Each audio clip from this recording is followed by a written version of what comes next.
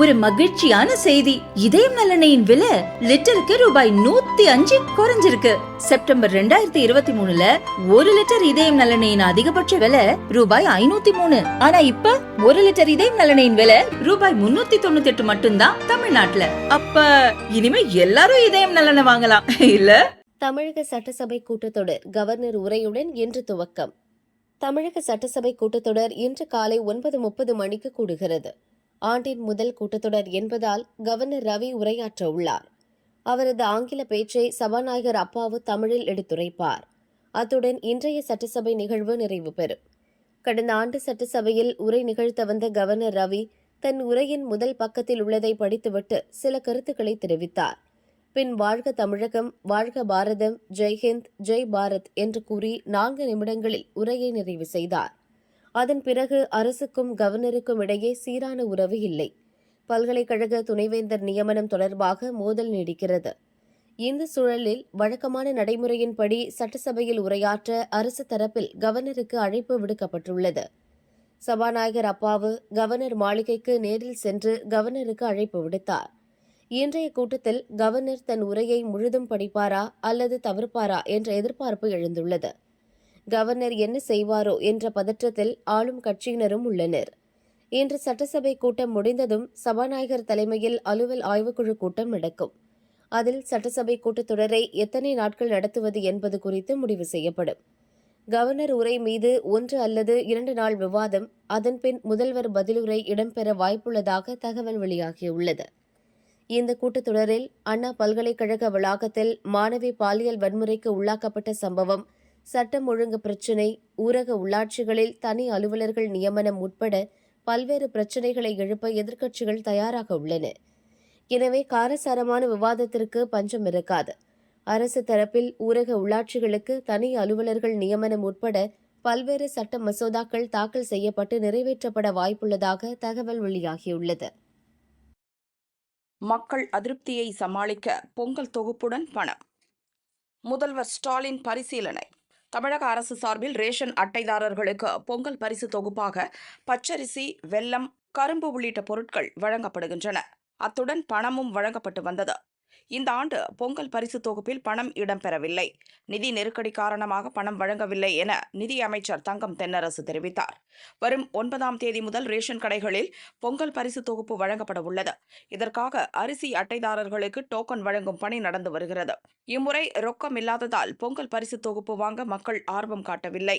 ரொக்கம் வழங்காததற்கு எதிர்க்கட்சிகள் மட்டுமின்றி திமுக கூட்டணி கட்சியினரும் அதிருப்தி தெரிவித்துள்ளனர்.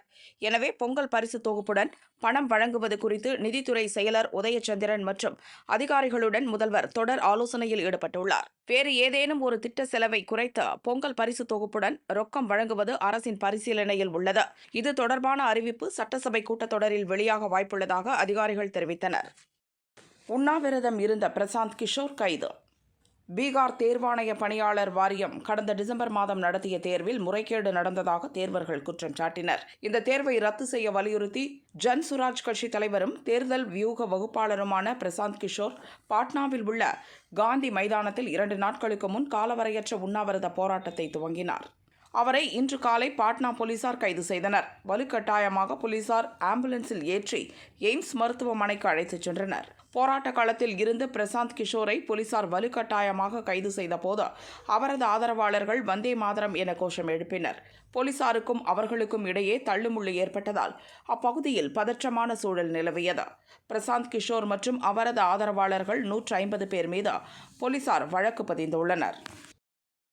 மாணவிகள் துப்பட்டா அகற்றம் சென்னை போலீஸ் பொது விளக்கம். சென்னை எழும்பூர் அருங்காட்சியகத்தில் சிந்துவெளி பண்பாட்டு கண்டுபிடிப்பின் 100ஆண்டு நிறைவு பன்னாட்டு கருத்தரங்கு 3 நாள் நடக்கிறது. முதல்வர் ஸ்டாலின் கருத்தரங்கை துவங்கி வைத்து பேசினார். இந்நிகழ்ச்சிக்கு கல்லூரி மாணவ மாணவிகள் பலர் வந்திருந்தனர். கருப்பு துப்பட்டா அணிந்திருந்த மாணவிகளுக்கு போலீசார் அனுமதி மறுத்தனர். அணிந்திருந்த துப்பட்டாவை கழற்றி கொடுத்த பிறகே மாணவிகளை உள்ளே செல்ல அனுமதித்தனர். கருப்பு நிற பேக், குடை முதலான பொருட்களையும் போலீசார் வாங்கி வைத்துக் கொண்டனர். முதல்வர் ஸ்டாலின் பங்கேற்ற நிகழ்ச்சியில் நடந்த இந்த சம்பவம் குறித்த வீடியோக்கள் சமூக வலைதளங்களில் பரவி கடும் அதிர்ச்சியை ஏற்படுத்தியது. நிகழ்ச்சி முடிந்த பிறகே துப்பட்டா மற்றும் கருப்பு நிற பொருட்கள் மாணவ மாணவிகளிடம் ஒப்படைக்கப்பட்டன. இதற்கு தமிழக பாஜக தலைவர் அண்ணாமலை, தமிழிசை உள்ளிட்ட தலைவர்கள் கடும் கண்டனம் தெரிவித்தனர். இது என்ன மாதிரியான எதே சதிகாரம் என அண்ணாமலை காட்டமாக கேட்டிருந்தார். இதனை அடுத்து சென்னை போலீஸ் வெளியிட்டுள்ள விளக்க அறிக்கையில் கூறியிருப்பதாவது: படையில் இருந்த போலீசார் தேவைக்கு அதிகமான எச்சரிக்கையுடன் செயல்பட்டதுதான் பிரச்சினைக்கு காரணம் என தெரிய வருகிறது. விழா அரங்கினுள் அனுமதிக்கப்பட்ட நபர்களை தணிக்கை செய்த போலீசார் கருப்பு துப்பட்டா அணிந்து வந்தோரிடம் துப்பட்டாவை வாங்கி வைத்தனர். இனி அவ்வாறு நடக்காமல் இருக்க சென்னை போலீசின் பாதுகாப்பு பிரிவில் உள்ள காவலர்களுக்கு தகுந்த அறிவுரைகள் வழங்கப்பட்டுள்ளது என சென்னை போலீஸ் விளக்கம் அளித்துள்ளது. நன்கொடை என்ற பெயரில் ஏலம் விடுறீங்களா? காங்கிரஸ் மாவட்ட தலைவர்கள் கொந்தளிப்பு. தமிழகத்தில் காங்கிரஸ் கட்சியை அமைப்பு ரீதியாக பலப்படுத்த திட்டமிட்டுள்ளனர்.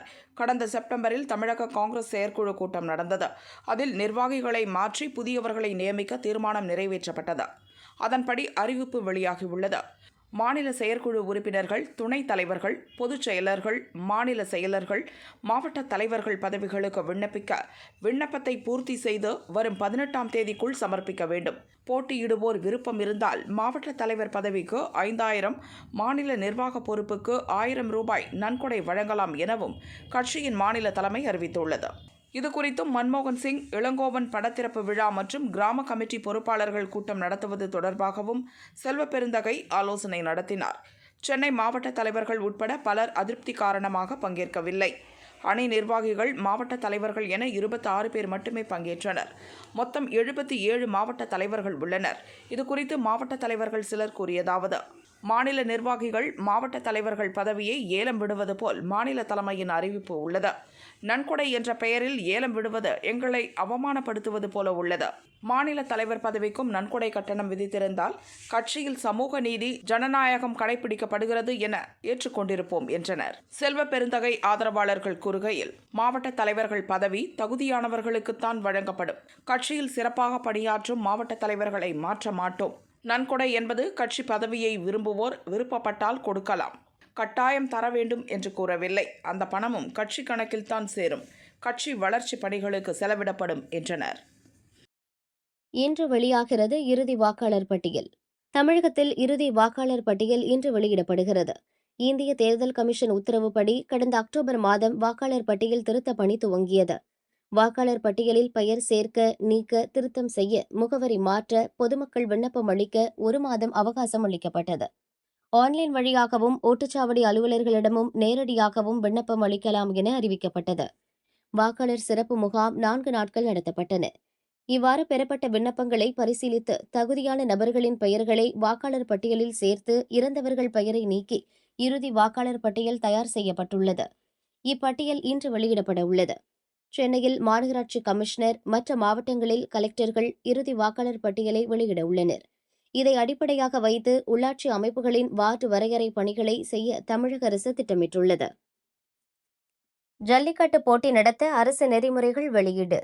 புதுக்கோட்டை மாவட்டத்தில் ஜல்லிக்கட்டு, வடமாடு, மஞ்சுவிரட்டு போட்டி நடத்துவதற்கு தமிழக அரசு வழிகாட்டு நெறிமுறைகளை வெளியிட்டுள்ளது.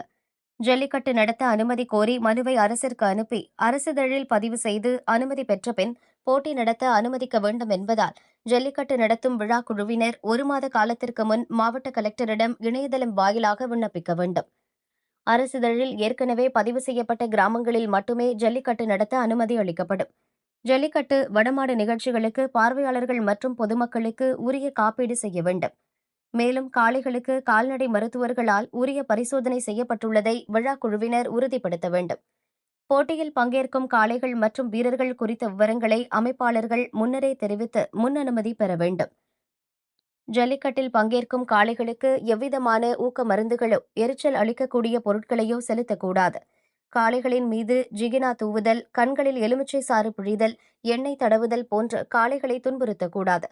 திறந்த வெளியில் போட்டியை நடத்த வேண்டும். கண்காணிப்பு கேமராக்களை பொருத்தி நிகழ்ச்சிகளை பதிவு செய்ய வேண்டும். அரசின் நிலையான வழிகாட்டு விதிமுறைகளை கடைபிடித்து ஜல்லிக்கட்டு போட்டிகளை நடத்த ஒத்துழைக்க வேண்டும் என கூறப்பட்டுள்ளது. 25,000 முதல் 1 லட்சம் தான் தமிழகத்தில் துப்பாக்கி புழக்கம். பீகார் கும்பல் சப்ளை. தமிழகத்தில் கொலை, ஆள்கடத்தல் என கொடூர செயலில் ஈடுபடும் A+ ரவுடிகளிடம் ஏற்கனவே கள்ளு துப்பாக்கிகள் உள்ளன. இப்போது சிறிய அளவில் வளர்ந்து வரும் ரவுடிகளிடமும் துப்பாக்கி கலாச்சாரம் பெருகி வருகிறது. சில தினங்களுக்கு முன் தனிப்படை போலீசார் சென்னை அடுத்த சிட்லப்பாக்கத்தில் பதுங்கியிருந்த போதைப்பொருள் கடத்தல் கும்பலைச் சேர்ந்த ராஜா, சத்யசீலனை கைது செய்தனர். அவர்களிடம் நாட்டு துப்பாக்கிகள் 5ம் 79 தோட்டாக்களும் பறிமுதல் செய்யப்பட்டன. தொடர் விசாரணையில் தமிழகத்தில் உள்ள போதைப்பொருள் கடத்தல் கும்பலிடம் கள்ள துப்பாக்கிகள் புழக்கம் அதிகமாக இருப்பது தெரியவந்தது. இதுகுறித்து தனிப்படை போலீசார் கூறியதாவது: பீகார் முங்கர் மாவட்டத்தில் குடிசை தொழில் போல கள்ள துப்பாக்கி தொழிற்சாலை செயல்படுகிறது. அந்த ஊரில் துப்பாக்கியை கட்டா என அழைக்கின்றனர். அங்கு தயாரிக்கும் துப்பாக்கிகளை அமெரிக்கா மற்றும் ரஷ்யா போன்ற நாடுகளில் தயாரித்தது போல முத்திரையிடுகின்றனர். மேற்கு வங்கத்திலும் கள்ள துப்பாக்கி தயாரிக்கப்படுகிறது. பீகார் கும்பல் தமிழகத்தில் உள்ள ரவுடிகள் மற்றும் போதைப்பொருள் கடத்தல்காரர்களுக்கு துப்பாக்கி சப்ளை செய்கிறது. இதற்கு பல நிலைகளில் இடைத்தரகர்கள் உள்ளனர். முங்கர் மாவட்டத்தில் இருந்து பிஸ்டல், ரிவால்வர் அதிகம் கடத்தி வரப்படுகிறது. ஒரு துப்பாக்கி 25,000 முதல் 1,00,000 வரை விற்கப்படுகிறது. தமிழகத்திற்கு பீகாரில் இருந்து துப்பாக்கியை கடத்தி வருவதில் தூத்துக்குடியைச் சேர்ந்த ரவுடி ஒருவர் முக்கிய பங்கு வகிப்பதும் போலீசார் விசாரணையில் தெரியவந்துள்ளது. இத்தாலி பிரதமருடன் சினிமா பார்த்த ட்ரம்ப். அமெரிக்காவின் அடுத்த அதிபராக குடியரசுக் கட்சியின் டொனால்ட் ட்ரம்ப் வரும் 20ஆம் தேதி பதவியேற்க உள்ளார். அதிபர் தேர்தலில் அவர் வென்ற பின் கனடா பிரதமர் ஜஸ்டின் ட்ரூடோ, ஹங்கேரி பிரதமர் விக்டர் ஓர்பான் உள்ளிட்டோர் சந்தித்தனர். அந்த வகையில் ஐரோப்பிய நாடான இத்தாலியின் பிரதமர் ஜார்ஜியா மெலானி ட்ரம்பை அவருடைய மாளிகையில் நேற்று சந்தித்து பேசினார். மிகச்சிறந்த பெண் என மெலானியை ட்ரம்ப் பாராட்டினார். பின்னர் 2020 அமெரிக்க அதிபர் தேர்தலில் ட்ரம்புக்கு ஆதரவாக செயல்பட்ட ஒரு வழக்கறிஞர் தொடர்பான ஆவணப்படத்தை பார்த்தபடி இருவரும் இரவு விருந்தில் பங்கேற்றனர். தற்போதைய அமெரிக்க அதிபர் ஜோ பைடன் அடுத்த சில நாட்களில் இத்தாலியின் ரோம் நகருக்கு செல்ல உள்ளார். அப்போது ஜார்ஜியா மெலானியை சந்தித்து பேச உள்ளார். இந்நிலையில் தனிப்பட்ட முறையில் அமெரிக்கா சென்ற மெலானி ட்ரம்பை சந்தித்துள்ளார்.